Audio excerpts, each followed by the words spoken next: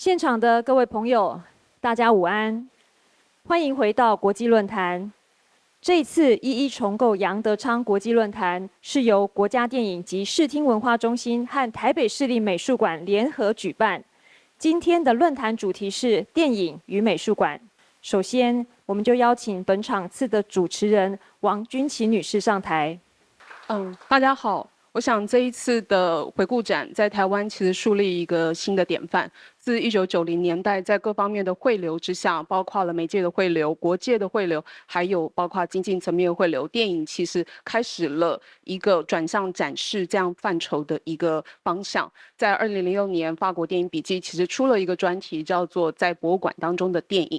那我想这一次是台湾首次由国影中心和北美馆共同合作的这样的一个展览，让我们重新看到如何有可能除了在早上的论坛和演讲当中提到的艺术家还有电影导演如何在不同的空间进行跨领域的一个对话跟实践，同时如何可能运用博物馆空间来进行新的对于电影史的一个重探。那我想在今天的3位讲者会透过他们在不同馆舍的经验，还有他们策展的一个思考，来与我们分享他们如何在策展、典藏，还有在展示当中一些新的思考。那先让我介绍我们的3位讲者。那这3位讲者分别来自于不同的背景，其中一位是文化人类学的背景，也就是博物馆的一个方向；另外一位是艺术史背景，然后还有我们的影评人。那3个不同的策展人，他们有不同的背景，同时也在香港也在纽约、在东京、在香港不同的地区工作。那我想请他们来分享如何面对以电影导演为主题、不同形态、不同媒材、不同空间的一个展示。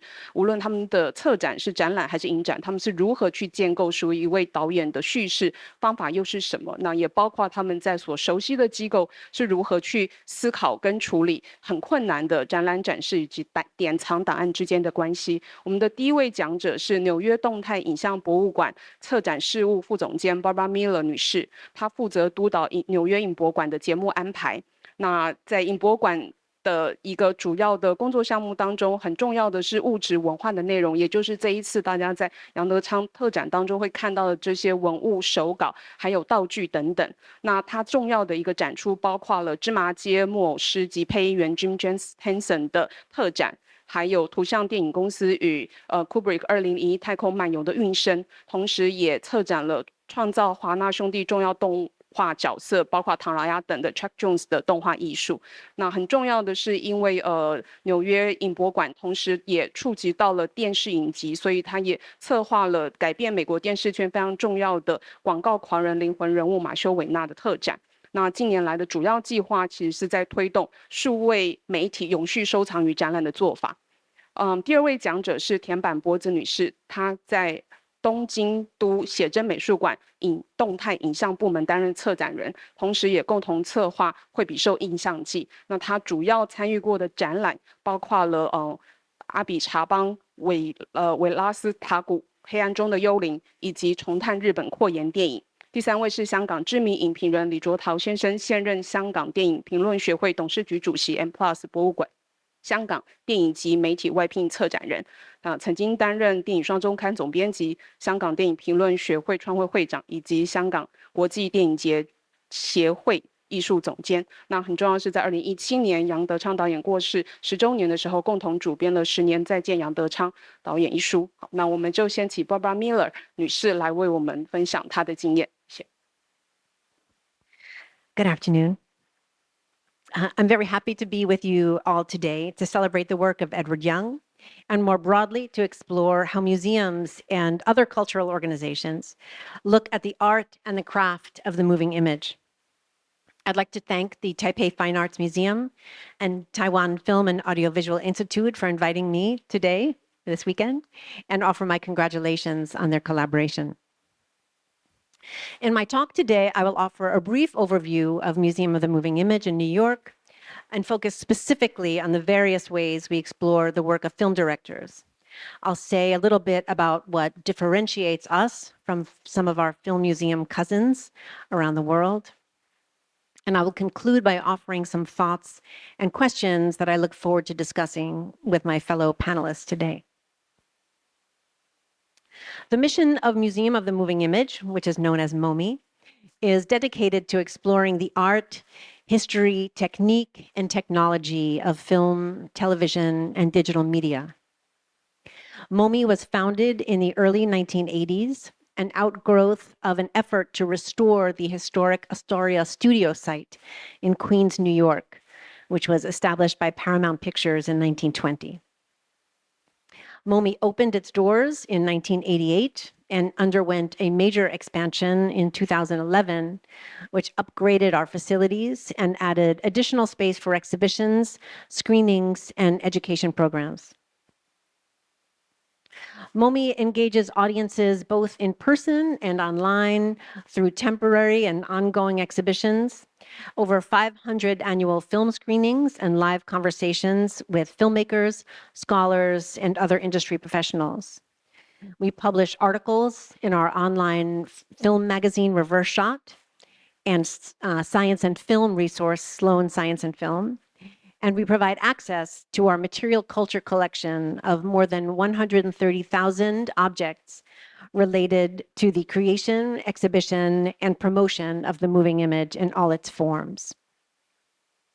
MOMI does not hold an audiovisual collection of films or television programs, etc., nor does it consider itself an archive. Rather, the museum collects objects through which to tell a broad array of stories about the art, history, and technology of the moving image.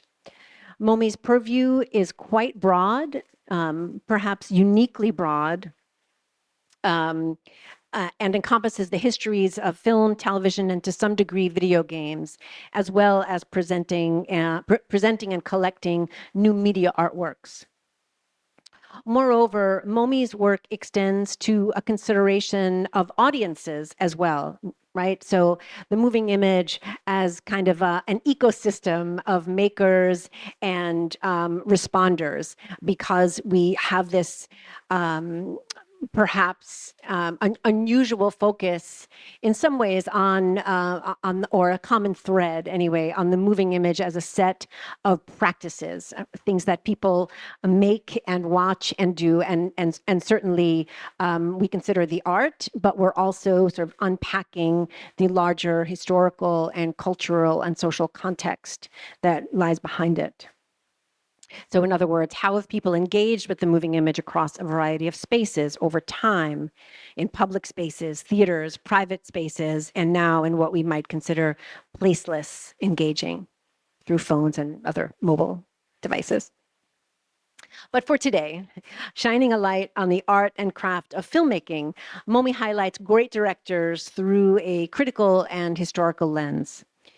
Since the focus of the moment is on exploring how we explore the work of directors, we'll look at some examples at how we do so here. It's just another picture of MOMI. We regularly have retrospectives in our theaters. So I should mention, in addition to our gallery spaces, we have two very active theaters where we're regularly presenting new films and retrospectives and series and festivals and such. So, for example, this retrospective we did some years ago on Ho Xiaoxian. We hosted an exhibition related to the work of Martin Scorsese a few years ago. You can see some installation shots here. So that exhibition, as you see, it sort of combines an artifactual approach to with more of a sort of presentation approach of the film. The films themselves. So sort of combining what I think Yap was describing earlier as sort of a pure approach to the sort of excerpts of cinema with something that looks more closely and more sort of directly at the processes of filmmaking. There he is, Mr. Scorsese.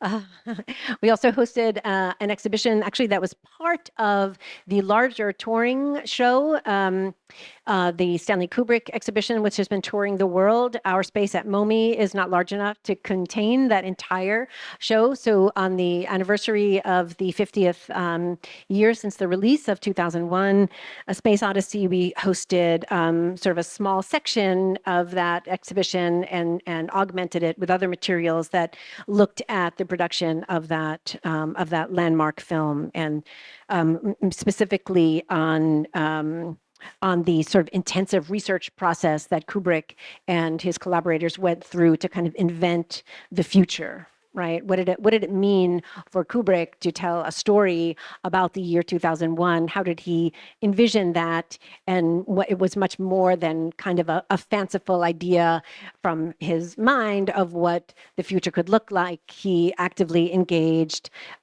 scientists and industrial designers that were thinking 30 plus years ahead to say, what will the future look like? And then drew on those ideas in the film. So that's what this exhibition focused on.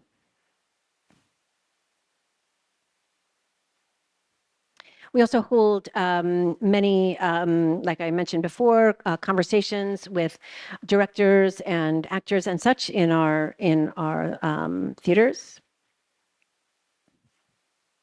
And we do in-house publications. So here are two examples of those publications that came out a few years ago. We host an annual festival of new international films holding New York premieres called First Look, which is now in its, I think its 13th year, if I'm not getting that wrong. And recently we began a festival called Marvels of Media that looks at the work of filmmakers on the autism spectrum and sort of celebrates their achievements as well. I will say that in addition to looking at the work of directors, we broaden the scope to include the work of costume and production designers, actors, cinematographers, and others, right? So while acknowledging the central role of the director, we acknowledge also the highly collaborative nature of production. So here, in this image are some costume, it was an exhibit focused on the costume work for the Coen brothers film, The Ballad of Buster Scruggs, that was done by costume designer Mary Zoffries.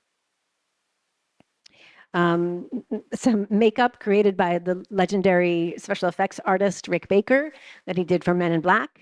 This was very fun. And also hosted some years ago an exhibition called Magnificent Obsessions that looked at sort of craftsmanship in film. So this idea of craft, I think, is very significant for MoMI. Yeah, the sort of making.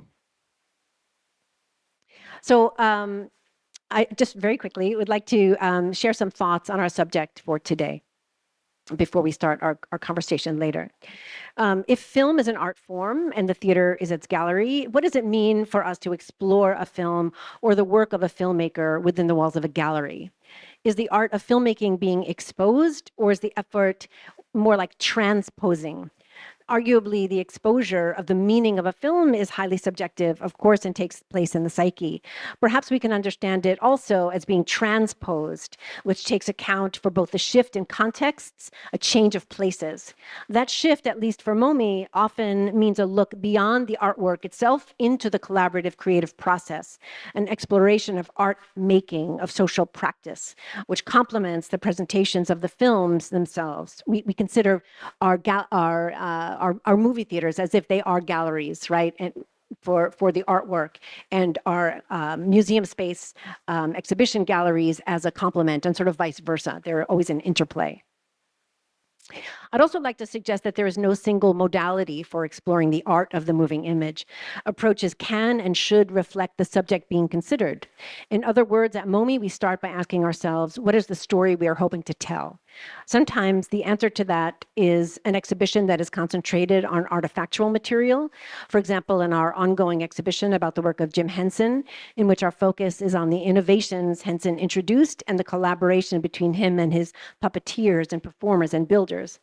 By contrast, we currently have an exhibition on view called Cinema of Sensations, which looks at the work of Spanish mid-century filmmaker Jose Valdolomar and is less didactic, more focused on the presentation of the filmmaker's work, along with the commissioned artworks that interpret Valdolomar's philosophies and approach to technology and art.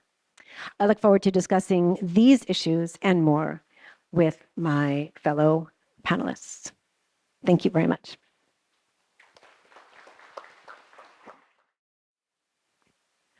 Good afternoon. Thank you for coming and participating in this panel related to Edward Young's landmark exhibition with other organizations is truly an honor. First, I express my sincere gratitude to Taipei Fine Arts Museum, Taiwan Film and Audiovisual Institute, and all the people involved for making this event possible.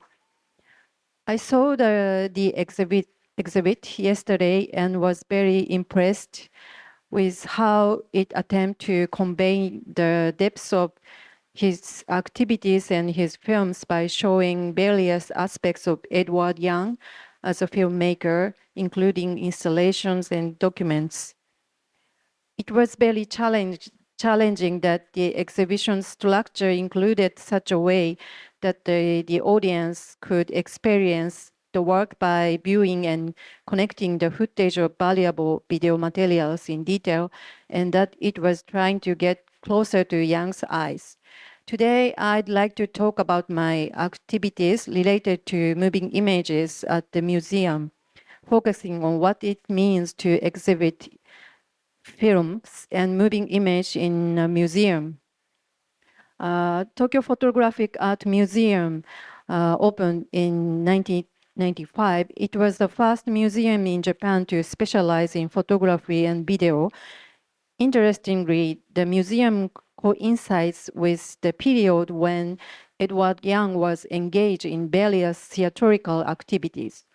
Also, Young's collection was full of Japanese magazines of that time, which shows how much the Japanese film scene in the 80s and 90s accepted Young. The exhibition focused not only on Young's filmmaker side, but also on his good transversal side. In the 90s of Japan, some site-specific museums appeared. Also, the number of museums dealing with new and transversal media, such as our museum, increased. In other words, in the 90s, when video art projection was flourishing and the installation format was beginning to expand, cinema was attracting more artistic attention than ever in terms of its history, visual language, and exhibition methods. Top Museum's collection has made its mission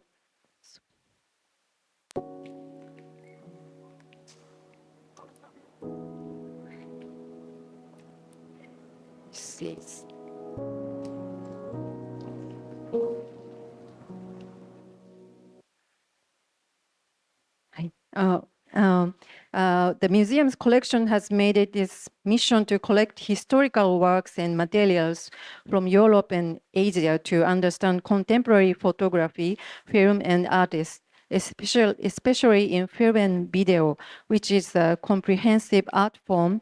It is essential to have information not only on individual artists, but also on a wide range of information, including technical information, the collaboration between the museum and the archive, as in the case of this exhibition, was meaningful.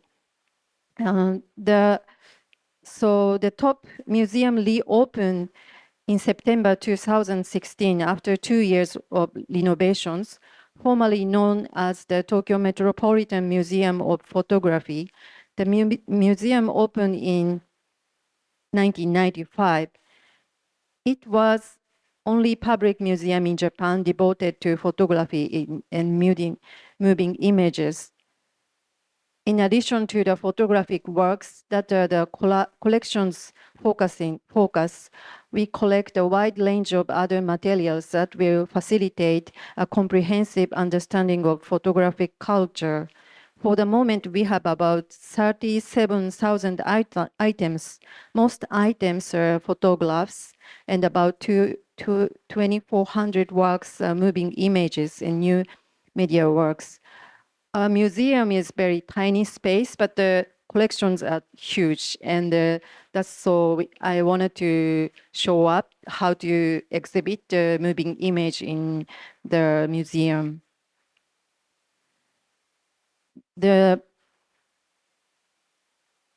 So we show the collection related to the exhibition, especially moving image exhibition once a year, the basement floor. And we show we did the Japan show 2016-17 solo show. Then we have a theater hall for screening, and a workshop studio, and including cold storage.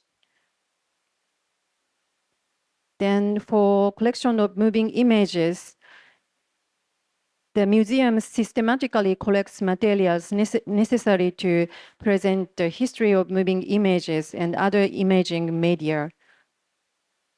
So like magic lantern and also replicas and models of imaging equipments for the workshop to people experience. And also some materials in Japan and Asia. And this is and also contemporary artworks related to imaging media. Here is Toshio Iwai. It's inspired by the magic lantern equipments.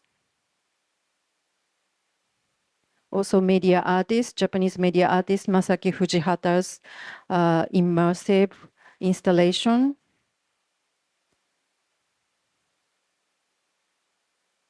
In the early times of the museum, we have images and the technology gallery to show our moving images collection. The concept of images and technology gallery is based on the idea of Katsuhiro Yamaguchi, a founding member of the Japanese avant-garde group Jikken Kobo experimental workshop. The idea of the Imaginarium is the creation of sites for interactive communication with viewers through videos, live feedback functions. The idea was to create a more spatial experience in the museum, not just a visual one. The commonly used Japanese word eizo itself strongly means image, including film and photography.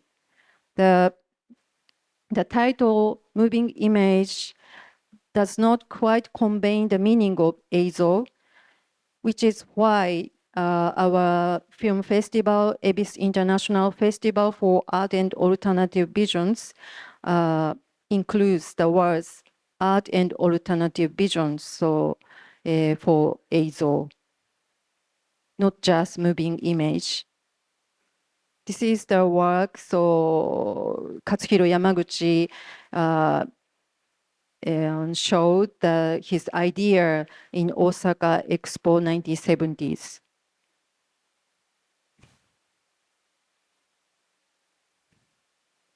So this is I show some collection to some museum practice connected to the exhibition. And we started since 2009, Ebis International Festival for Art and Alternative Visions related to our concept and collection. And also some example of the moving image show. This is the Takata Nishiro from Japanese collective Dam Type, director of Dam Type. His first solo show, Camera Lucida, comes from Laurent Balt. Then he also used the collection of the museum photography. And so his moving image work. And 2017, this is the Japanese expanded cinema revisited. Is focusing on expanded cinema in the context of Japanese avant-garde movement in 60s. And Shuzo Gariba Azuchi, cinematic illumination, reconstructed for this exhibition, employed 18 slide projectors installed at the Kirajon discotheque in Tokyo to realize a 360-degree projection, separating frames of a 60mm film strip and projecting them as a sequence of individual slides. The piece allowed viewers to experience cinema's temporal axis that is originally hidden from sight by conventional screening methods.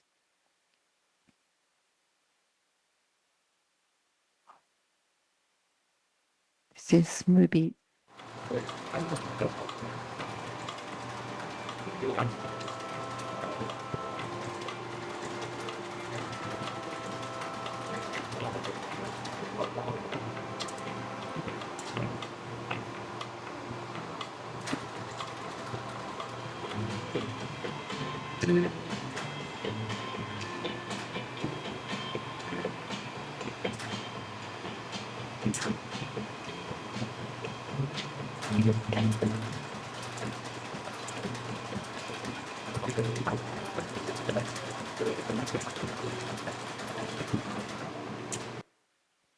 So this time, the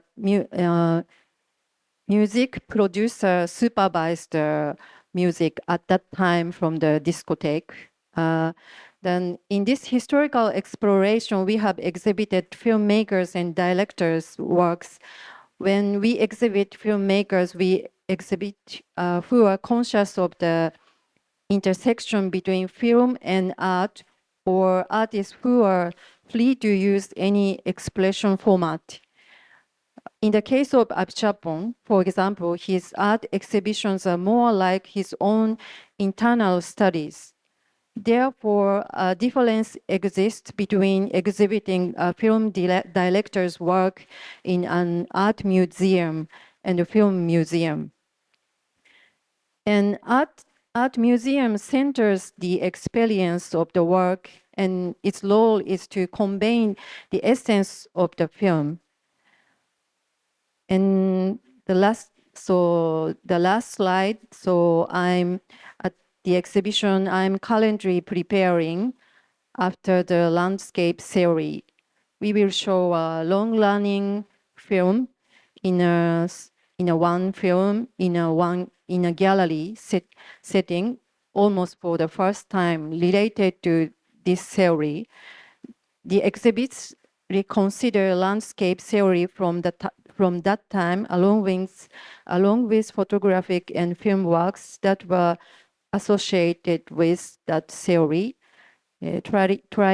tying in works from the following decades will provide an overview of past landscape theory possibilities for photography, film, and video expression.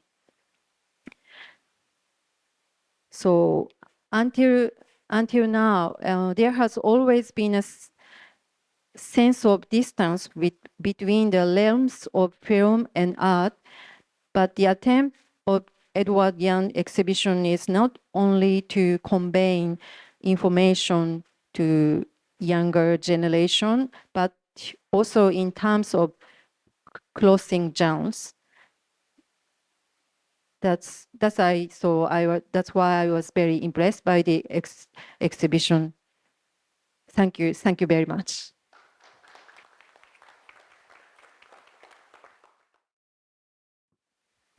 大家好，午安。首先我没有 PowerPoint present， 只是谈谈那个，我也虽然现在我为M+ 博物馆工作，但这个是非常年轻的博物馆，还不够开馆还不够2年，做过这些一些主题展览，都没有一个是完全是电影主题的。但另一方面，因为我们其实是有3个 discipline， 就visual art、design and architecture， 还 moving image， 所以将来一定会有电影或者动态影像的展览。所以这回来看杨德昌这个展览，也应该对我来讲是一个学习的过程。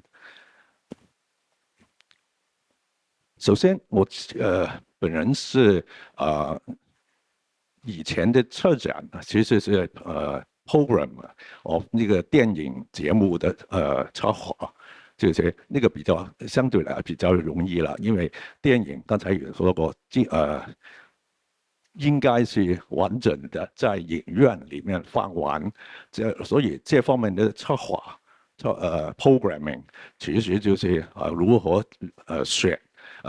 根据主题啊，或者风格啊，或者那个时期啊，来选一些，比方如果主题是一个导演的话，他的作品来组合，然后一些比方加一些参考的资料，他喜欢的电影或者那个拍关于他的纪录片之类，那个比较简单，那个展出的地方就是电影院，但在美术馆或者在展厅里面。展出电影那个就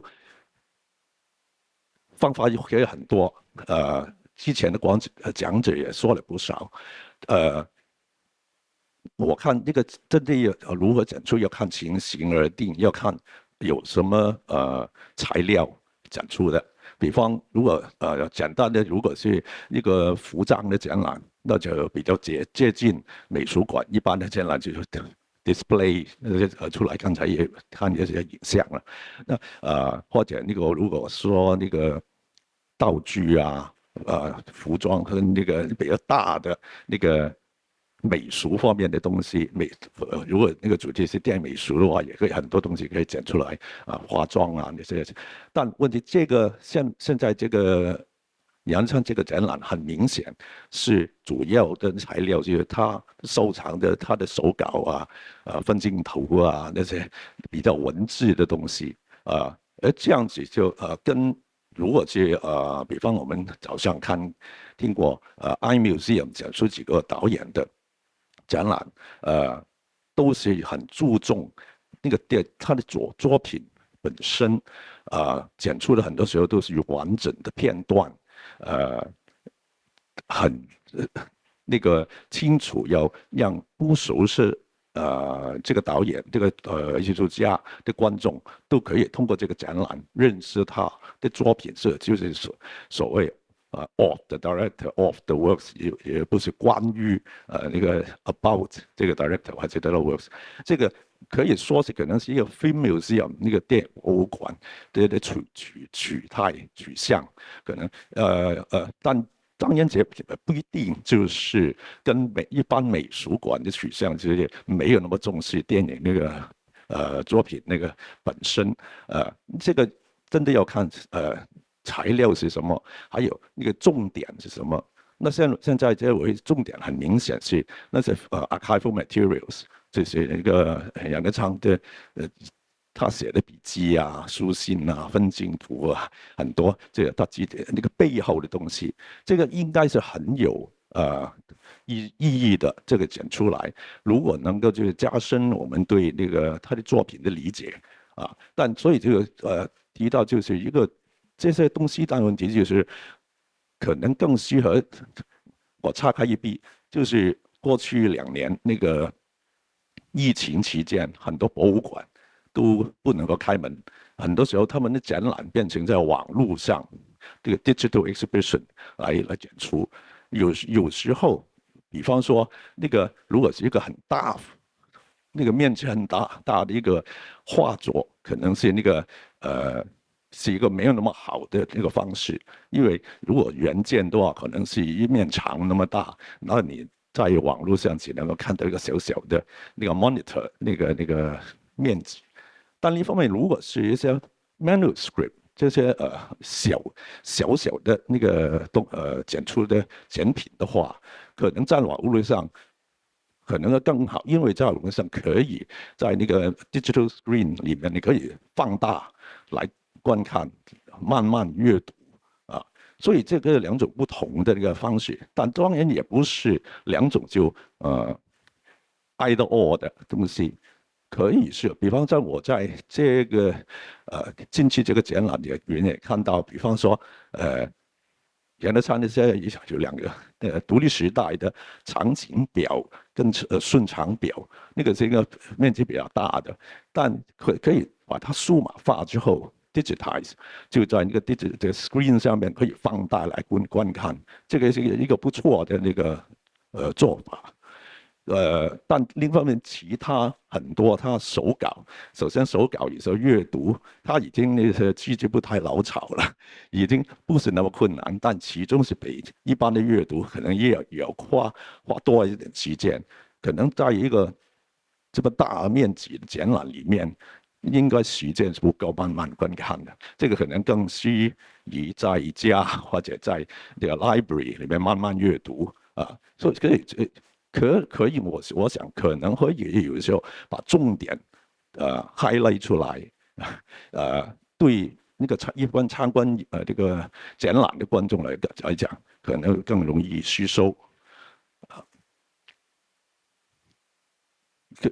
来到如果真的是实体展览的话，2种做法。其实就是说，如果说有 art museum 跟 film museum 的不同做法，这重点在放出原来那个作品的片段，在一个契合的环境里面，尽量接近那个电影院，跟比方在一般美术馆的展厅里面看那些manuscript 啊那些东西或者 poster 啦，甚至那些需要一个比较光亮的环境，这个会不会可以考虑在一个展览的不同的展厅里面有不同的展出方法呢？这个也是令我有思考的一个问题。拉杂谈不少，但我相信之后应该有更多那个有趣的问题那个在我们讨论里面详细一点来那个讨论的。我现在发现就这样，谢谢。谢谢。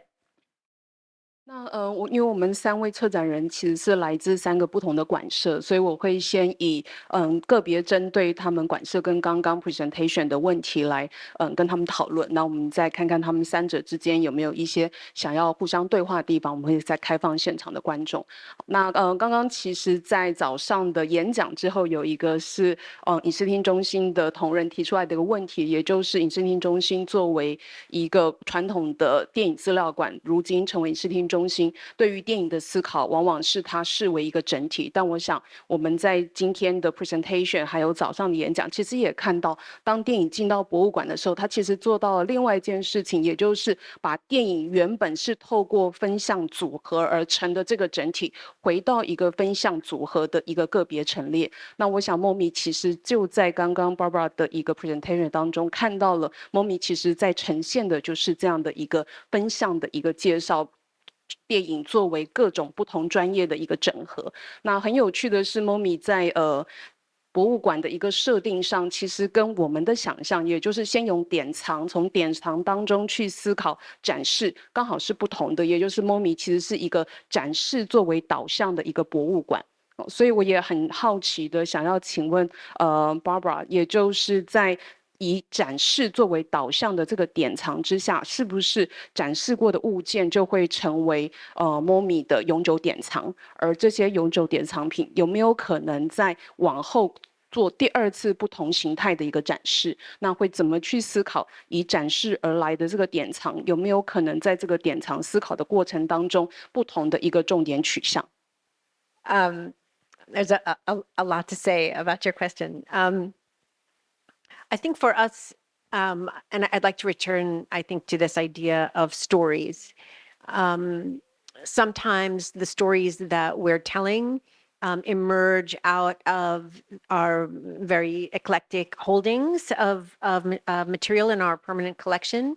For example, we have a large collection of glass slides that were sort of used for promoting films and advertising, and they were sort of and song slides, these things that were sort of essential to the presentation of early cinema. So that material came out of our collection. Sometimes there are stories that are broader and that require either loans from other museums around the world, or perhaps if we're looking at a recent or a new production, those materials come directly from the studios themselves. And sometimes, if we're lucky and we ask for donations of some of that material, then they do enter into our collection. So that's sort of a very short answer to that first question. There's a much longer history, obviously. And yes, of course, when we hold material in our permanent collection, the idea is that they can be sort of used in a variety of different ways to tell a lot of different stories. So it's not just for one context. It's really kind of a repository of materials that combine kind of infinitely depending on the lens that we are applying to them. We have an ongoing exhibition that we call our core exhibition. It's our sort of main teaching tool about the history of the moving image. And that, that exhibition gets constant rotations and such. And we are sort of in the very early stages of thinking of a brand new approach to that story, of sort of knocking down what exists currently and rethinking that story. And it will still be drawing on our permanent collection, but telling stories in a very, very different way. So yes, those materials can be used and reused in a lot of different ways. 那第二个问题给TASAKAさん，那有提到就是在东京都写真美术馆的典藏有一个对于动态影像而言历史上的一个必要性。那想请教，就是在从95年到现在的这个时间点，这个所谓的必要性有没有曾经经历过不同阶段的讨论或者是辩论？也就是当我们在谈到历史重要性或者必要性的时候，有一些是所谓的公认，大概可能99.9%的人都会认为是必要的，但有一些必要性，它其实是一个开放式的一个问题。那不知道在美术馆的这个典藏下，有没有曾经对于这个必要性，有哪些时候这个必要性曾经是被提出来讨论跟辩论的？ Yeah, our collections are very many backgrounds, so it's very difficult to say the necessity to, but our mission to show the collection is what is the moving image, and also what is the structure of to see or view that the film itself. And that's why we show the pre-cinema collection. It's very important. Our collection, it's collected actually before we opened. Then the financial reason we couldn't collect so many pre-cinema collection. That's so beginning we had so big good collections. Then we started with such resources. Then so we collected contemporary artists related to the mission. Then so yeah. 那最后就是李卓陶老师，因为我们大概在这一次的一个思考当中，其实会有一个电影史书写。那您是我们3位主讲人当中大概最熟悉杨导演的一位影评人，所以我也想请你聊一聊，就是这一次的回顾展对你而言，如果我们能够有文物跟档案的展览去搭配电影的一个放映，如何我们可以在这样的一个设计之下，重新有可能去对电影史展開一種不同的視角。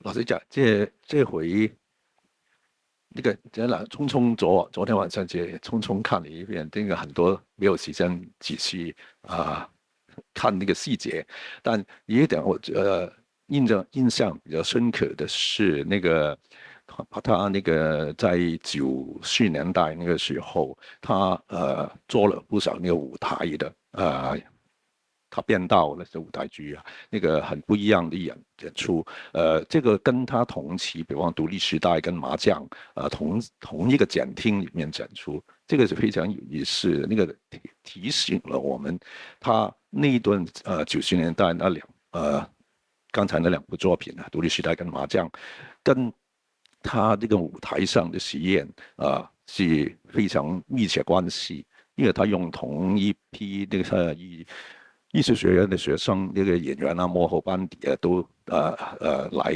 工作然后独立时代，我记得当年出来的时候，大家有点措手不及，因为跟他上一部《牯岭街圣人上人事件》很不一样，也跟他以前的作品很不一样。那就是以前是非常戏谑的、非常电影的，但这个独立时代有一点。比较舞台一点，那个比较注重对白呀，那个演员啊的表演，那个原来是跟他当时那个舞台上那个 practice 是息息相关。这个同期的就是如果那个成长季节这两部就是独立时代的一个热身这样子，所以这个是特别有启发性的。那我想我们先开放一轮现场观众的提问。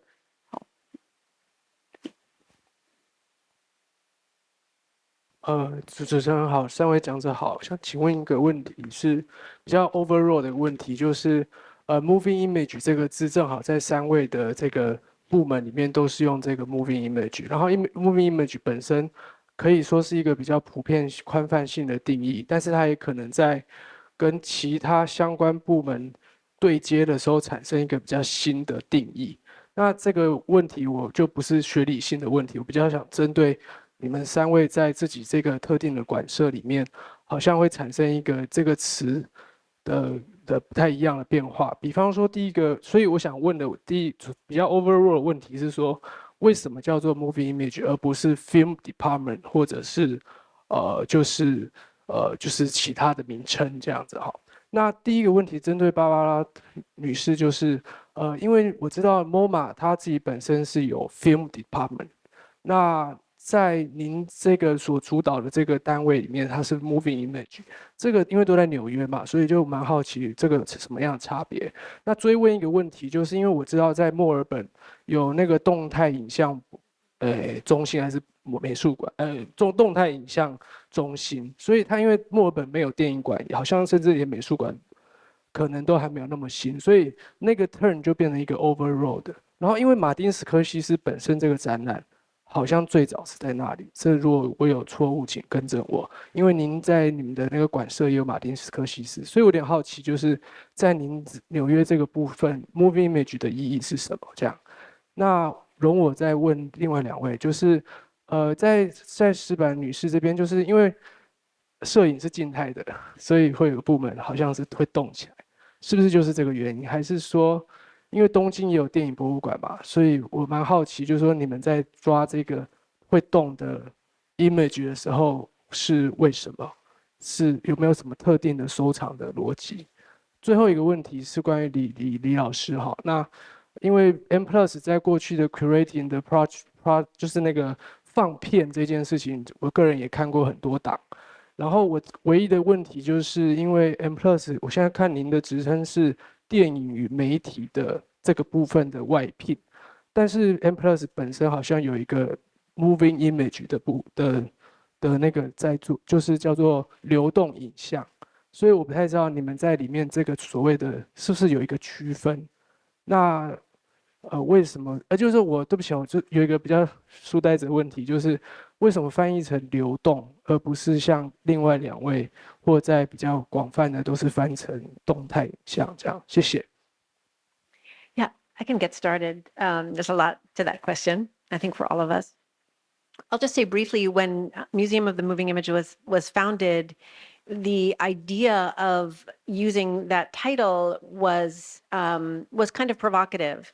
It would have the sort of early ideas for the name of the organization was, the Astoria Film and Television Center, right? But we, at the same time as the BFI, right, they opened their Museum of the Moving Image in London at the same time as we opened at the time was known as the American Museum of the Moving Image. I think it was very, very prescient. Looking back now in 2023, back to the late 1980s, when the borders between what was film and what was television, and the internet hadn't been invented yet, and all of these different platforms through which you could sort of watch representations of reality moving in front of your eyes. Those boundaries were still very, very much there. They have since, I would argue, in a lot of ways collapsed.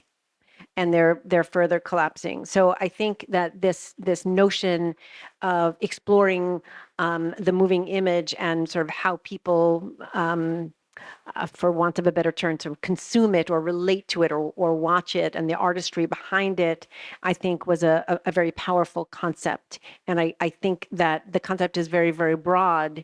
And to sort of briefly answer the second part of your question, maybe in a broader way, yes, of course, MoMI focuses on the moving image in very broad terms, and we do so in our particular way. MoMA, yes, has a film department. The Whitney Museum shows a lot of moving image artworks, as the Guggenheim, and all of these places around New York City are full of the moving image. But it's like saying, why should there be more than one museum that shows painting? This is the art form of our life. This is the way we communicate. This is the way we express ourselves. There is an infinite need for cultural organizations to unpack this, both from an artistic perspective, from a social perspective, and sort of from a labor perspective, right? Making the moving image is work. It's work that people do. It's a livelihood. There are, so many, it's so multifaceted that I don't think there can be too many cultural organizations that are looking at different aspects of this. So there is certainly not one way to do this. And I think in a sense, perhaps the sort of organizing principle of this conversation is about, and because we are in a fine art museum, is about the moving image in an art museum and what that means. And that's a very particular question. But I think the sort of broader issue of the moving image as presented by public cultural organizations, there can sort of be no end to how that works, because it is everywhere. It informs every aspect of our life, from communication to knowledge production to art. So I'll leave it there. Thank you for your question. Actually, as I introduced our collection in my presentation, our collection is mainly in photography, but from the beginning, we don't use moving image in translation. Then eizo in Japanese words is very special, and that's why we use image and technology gallery, or then also translation of photography in Japanese is also very special word. It's very not so appropriate translation, 写真. Then that's very special word. And then we try to collect or show the more original way to think about the image. And that's my think is the moving image or eizo includes the photo or many images. That's why we started the moving in English, we say moving image because it's easy to understand. That we started like a moving image festival, Ebis Festival, since 2009. We showed not only film or installation, but also the paintings or some sculpture or performances, and we try to show more transcendental and crossovering ways to think about the moving image.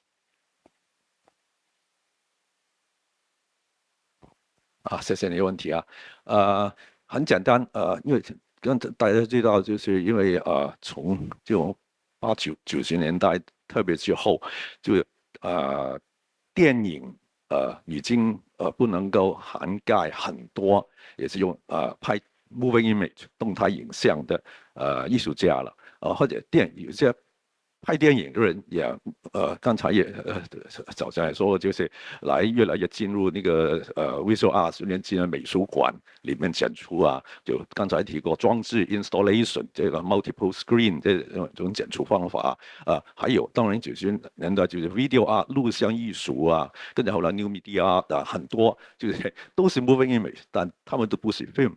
所以很自然，就是 moving image 就包裹了电影，但不止于电影。这个我们就那个一个博物馆，就是它涵盖的范围，就是用 moving image 来说这个了。至于说为什么翻作流动影像，我们的不是动态影像，这个不是我翻的这之前已经是这样子了但我如果要解释的话，我替他这应该是那个侧重点有点不同吧。你说如果动态影像，动态是一个形容词，是以形容 image 影像这个名词的，但如果是流动影像，流动有那个动起的是那个影像是流动在流动 flowing 这样子，所以这个是侧重点的不同，但可能更生动吧，影像化一点，流动的影像这样子。至于你说我的那个 title 是有 Hong Kong Film Media， 这个不是有另外一组人，我们只有刚才说了3组人，其中一组就是流动影像的我也属于流动影像那一组同事，但其实我这个职涵有点不同，是我就专注的 Hong Kong Film Media 有这样子而已。谢谢。主持人还有3位讲者您好，我想主要请教TASAKA 桑，就是就我们所知，东京都写真美术馆似乎是日本第一家有专门的摄影保存维护科学研究室的一间美术馆。那我好奇的是，贵美术馆在典藏策略、展示策略跟保存或者是修复摄影作品，或者是影像作品的这个部分，会有合作的部分吗？接受民众捐赠吗？然后日本在保存或者是修复的技术上面是非常的顶尖的，所以我也好奇美术馆有没有这样子的策略，以及出版跟展示的内容会包括展示影像修复的环节吗？谢谢。Thank you for your question. We have a conservator for because the photography is we need a special storage, and then the specialist, so but one person, but special for photography, and but we have a film storage 5, but not so much a big storage like a film archive in National Film Archive, but very small way. Then recently we funded from the government cultural agency. They are the media art conservation budget. So we digitize the film work so to 4K digitalization, and it's because so we need to fund to digitalization. There are no budget for digitalization. That's why so all the time funding the digitalization, but especially recently we need to digitize the film works to preservation to exhibit. 谢谢三位讲者刚刚的分享。那我有一个问题，可能跟今天早上我们在讨论那个展场的那个展示这件事情是有关的。那在台湾2014年的时候，我们有一个例子是蔡明亮在北市美术馆的那个展览。那对于一个还在世的一个导演进入美术馆，这个问题很单纯，因为他可能就同时兼具自己的作品被展览，然后他其实好像某种程度也自己展览的那一个策展人。可是如果我们今天面对的是一个已经过世的那个导演或者是艺术家，那这个问题就比较有趣，就是说美术馆其实展示的这个语言跟展示的手法这件事情就变得越来越有趣。那通常古典的博物馆在展示一个对象的时候，其实它有一个逻辑是说去忠于它的展品，或者是在展示档案的时候，那个东西也会变得很单纯。比如说像今天的例子，我们展示杨德昌的手稿，或者是他的分镜片，这些都很单纯。可是当我们把他的影片剪取出来，然后去制作另外一个展示，例如在今天的这个 A 楼的展场里面，通过了那个年表以后，我们看到有一个很像装置的一个展示，他把杨德昌电影的影片用2个分立的画面然后中间有一个桌子这样的一个方式展示出来。那这时候我很好奇，也很想知道大家怎么去想，就是说展览设计它并不是作者，那但是什么时候展览设计它必须要有一定的透明性，对观众来表达这个一定的透明性。那我觉得今天早上我们谈到那个 copyright， 就是影片的 copyright， 我觉得影片的 copyright 是一回事，可是另外有一种就是作者权的问题。那刚好楼上的这个例子，我觉得我很想听听三位同样都是在美术馆博物馆工作的这个展览设计的这个角度来思考，什么时候这个展示设计它必须要用一个作者的方式对观众来透明。那我不是想要谈正确跟不正确，或者是该不该的问题，就是说到底怎么去思考这个边界的问题。谢谢。Yes, thank you for that. I think inevitably in our role as curators, inherently we're making selections, we're making choices about presentations, or even when you're hanging paintings in a space, you're still making juxtapositions, you're making meaning, you're telling stories through those fixed works. I think there's a level of intervention that is perhaps a little bit more dynamic when you're sort of fragmenting pieces of an artwork, right? Thought of as if a finished film is an artwork, you're making an intervention into that artwork by presenting it in a gallery space, sort of vastly recontextualized, which is why I suggested the term earlier, transposing instead of exposing, right? Because you're making a very different meaning. Inherently, you're telling a story about it. You're not replicating that film or the work of that filmmaker in the gallery. Why would you? You show the film in a theater, right? There it is. You're making a choice of what you think is important and the story that you want to tell. And I think that transparency is very, very important, that you are making those decisions as the curator, as the curatorial team, right? As advisors, you as a museum, as a cultural institution, you're contextualizing that story for your visitors, no matter how you do it or how true you want to remain to the filmmaker's spirit and idea. You are making those choices, right? So I think that I think audiences understand that. By and large, that they're walking into a gallery space, they're not seeing the film itself, they're seeing some kind of interpretation of what that is for some purpose. But I do agree. I think some methodologies are clearer than others, where I think that it could take you down a fairly slippery slope when you start to kind of recut and re-edit materials in such a way as to shape the filmmaker's work itself in a different way than was originally intended. Yeah.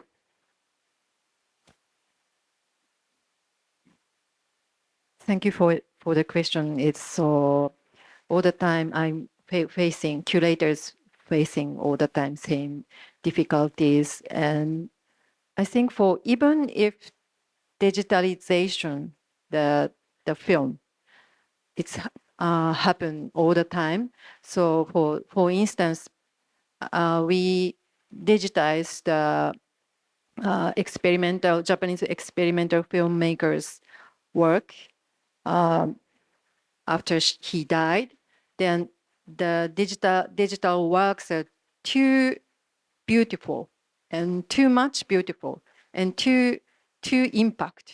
And then the people knew at that time asked us, so it's too beautiful.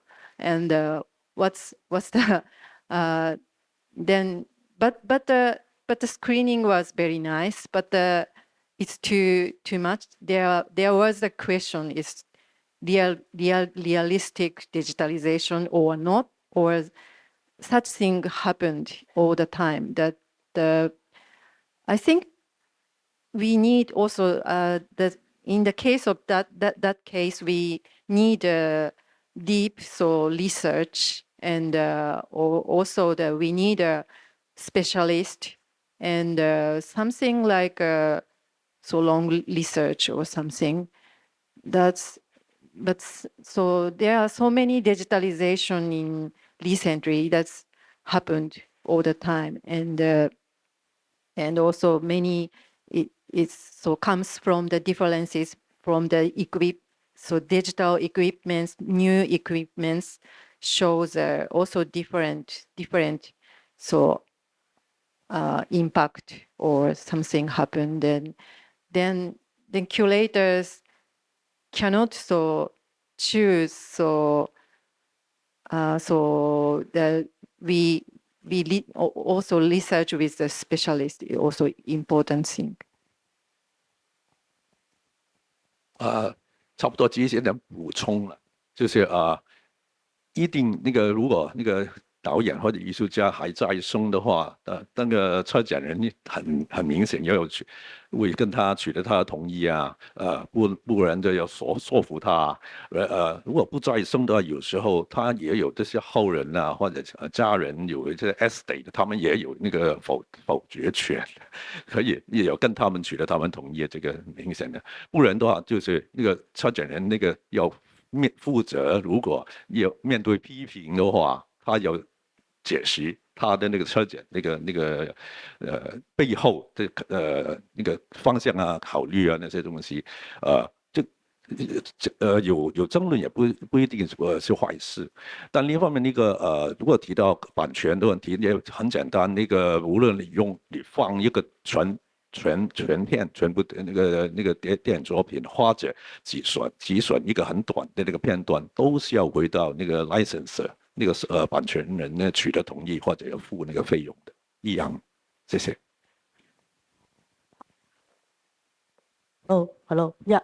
Thanks for three of your presentation, and maybe for me, this is like a new field because like in Taiwan, that's our first time to have this kind of exhibition focusing on a film director. So actually I have this question is, I just wonder because like in New York and in Tokyo, it's like these two museums, you already has your tradition and history. And I kind of wonder, what kind of people can work in your organization and what kind of qualities or background they need? Because now it seems like today we talk a lot about this kind of cross-boundary from exhibition curator to like a film making, a certain kind of thing of list. So I'm kind of wonder what's your ideal quality, and if some people want to work in this kind of a little bit like a new industry, how can they to do to make them can work here. And just like this morning, Mr. Goldman, he mentioned actually his background used to be in the modern art. Thank you. That's a terrific question. Thank you for asking that. I think it is a fairly new endeavor. And I think, we could say, moving image organizations, cultural organizations, museums are proliferating now around the world, but it's not the same kind of long tradition like there is in art museums where the road to being a curator or scholarship is very sort of well traveled. I think there's not one answer to your question. I think people find their way into their various roles in different ways. And I think it's also really important to acknowledge that there are a host of different types of responsibilities in these organizations, right? So there are where I work at MoMI, we have a film curator and an associate film curator who are responsible for programming in our theaters, right? So they're film programmers essentially, and they work very closely with exhibition curators, sort of in dialogue. And then we have a collections team who are trained in collections and preservation in with a background in library science and maybe like a particular feel for moving image related artifacts. But for example, our collection at MoMI is so unbelievably broad and varied that there's no one area of expertise. So there is that sort of library science and preservation background for moving image collections. And then in terms of exhibitions curator, I mean, look, my background is not in curatorial training at all. I'm trained as a cultural anthropologist, as someone with a background in documentary and ethnographic film. And so I think for a lot of exhibition curators who work with the moving image, a lot of it is learning on the job.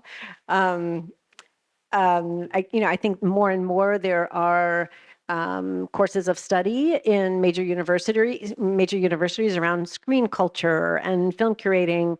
This is very new.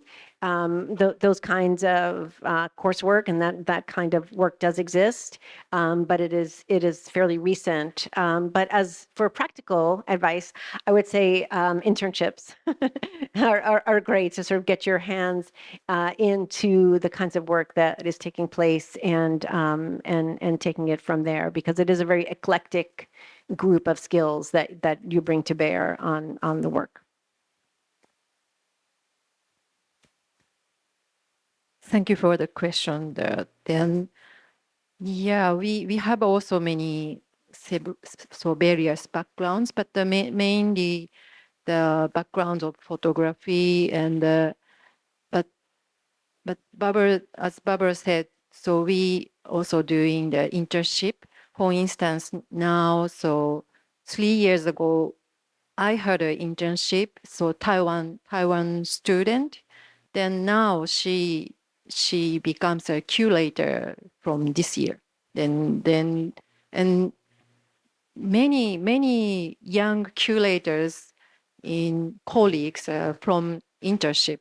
Then so 1 year internship is very so sourceful in our museum. It's not just a job that the internship did can do the whole curatorial works one a year. So then very so training. Then the really most so active young curators from the internship background.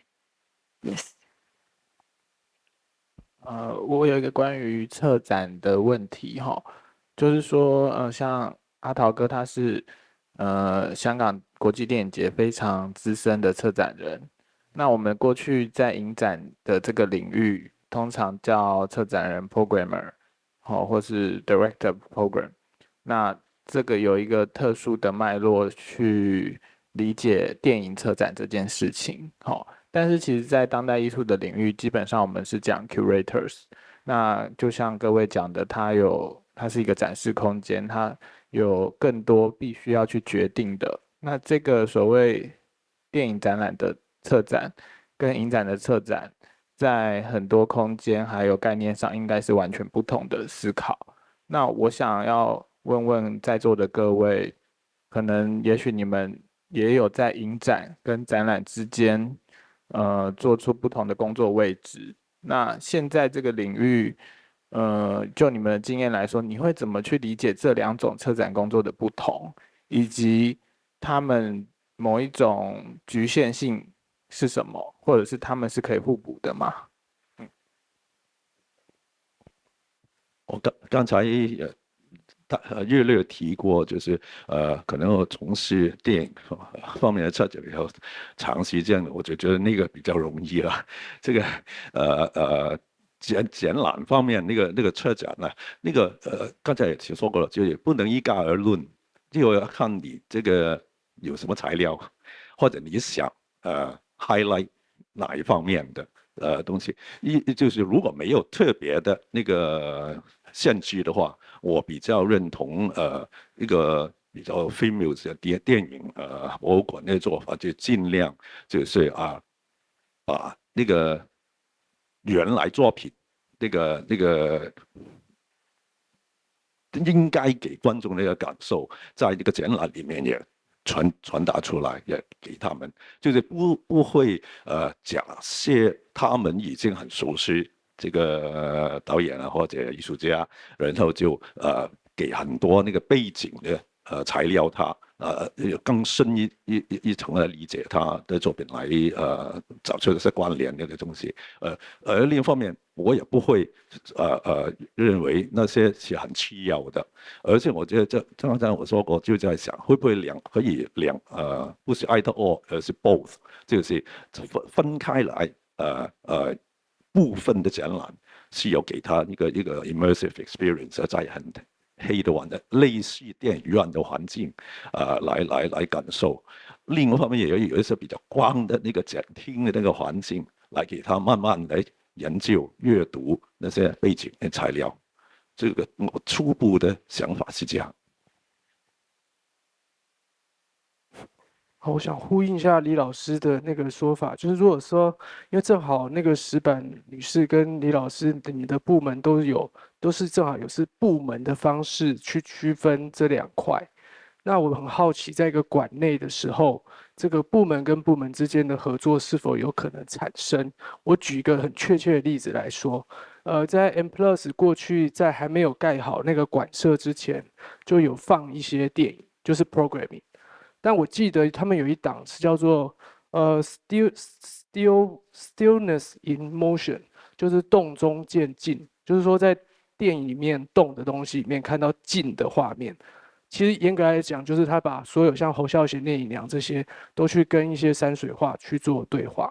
但是在当时因为没有展馆，所以他就没有放什么故宫的画或者是什么静态的绘画，就只有放片这样子。那既然现在 M+ 已经盖好了，就是有没有未来会有类似这样，就是说动态影像跟静态的，像石板女士的在那个馆舍，可能就已经完全可以就照片跟动态影像去做一个呼应。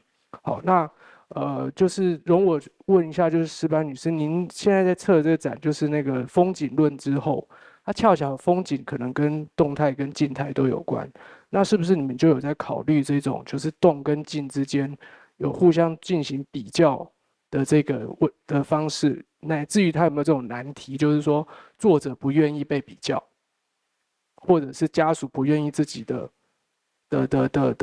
这个创作者的家人的作品被比较或被改变，这样，谢谢。谢谢你的问题啊，我希望我没有误解你的问题。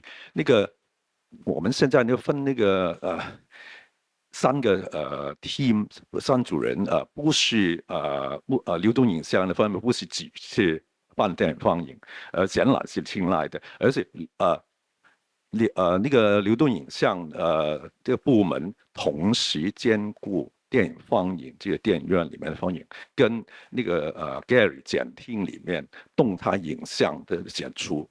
因为我刚才说了，已经展出了好几个主题展览里面都有动态影像的展品啊，那些展品就是我们那个组负责的。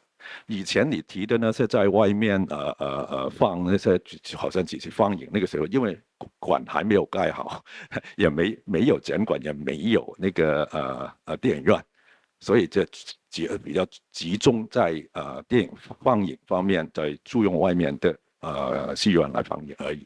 现在也不同了。So our museum team are very small, and but mainly so there are 10 or 12 photography curators, and we are only 4.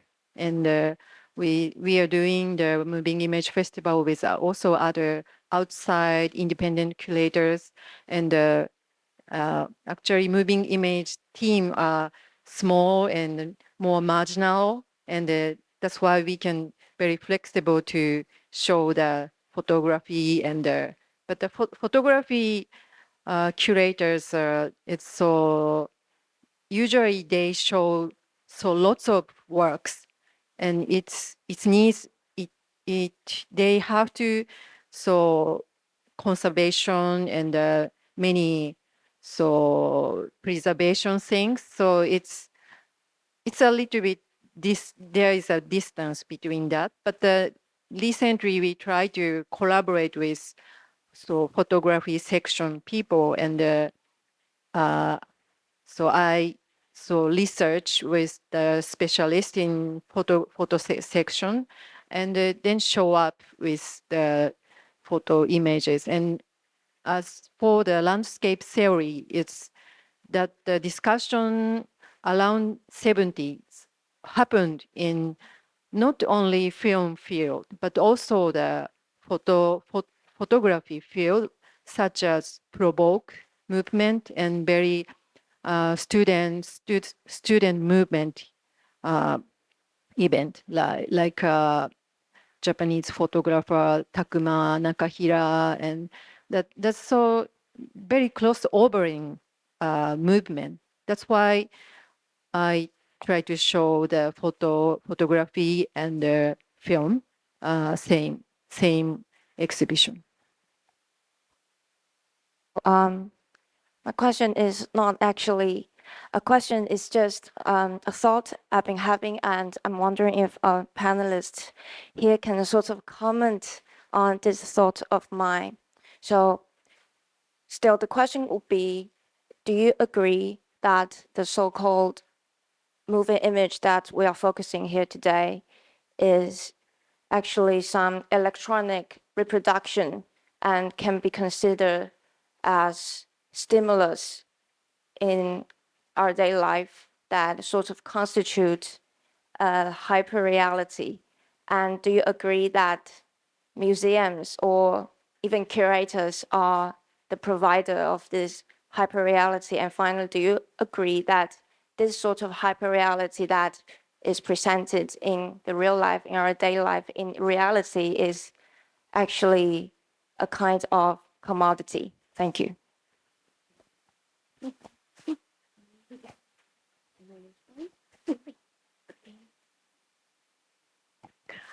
I appreciate the provocative question. Not exactly sure how to answer. I think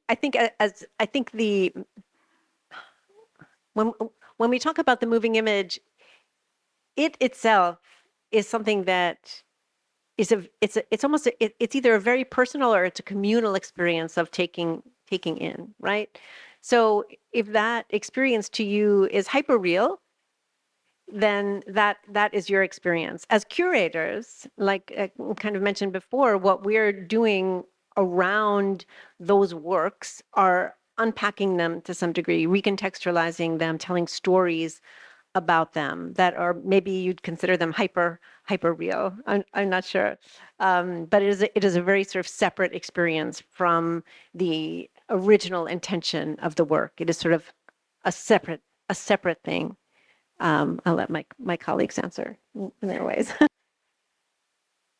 I agree with Barbara, and also for the hyperreal is so depends on the people that what is the hyperreal is so, and depends on the background of each people, then also the times and maybe the very analog things is hyperreal for some people, and that's so we can organize that not literally and more metaphysically or something. Thank you. 我没有太多补充，我是比较老派的人，我不太懂 hyperreality 这些东西，这个不会对我造成任何困扰，我还是做自己的事情。那我们这一场就到这里结束，谢谢大家。